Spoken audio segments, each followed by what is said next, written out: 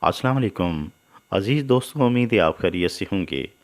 آج چند اقوال آپ کی خدمت میں پیش کرنا چاہتا ہوں، امید ہے آپ کو بہت فائدہ ہوگا۔ اگر تم اپنا راز دشمن سے چھپانا چاہتے ہو تو اسے دوست سے بھی چھپا کر رکھو۔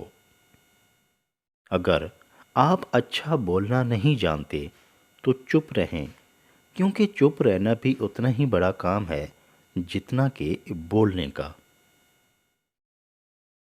سب کچھ کھونے کے بعد بھی اگر آپ کے اندر حوصلہ باقی ہے تو سمجھ لیجئے کہ ابھی آپ نے کچھ نہیں کھویا۔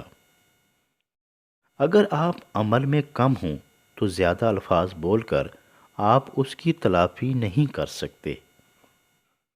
موقع کو استعمال کرنے کا نام قیادت ہے اور موقع کو برباد کرنے کا نام حماقت ہے۔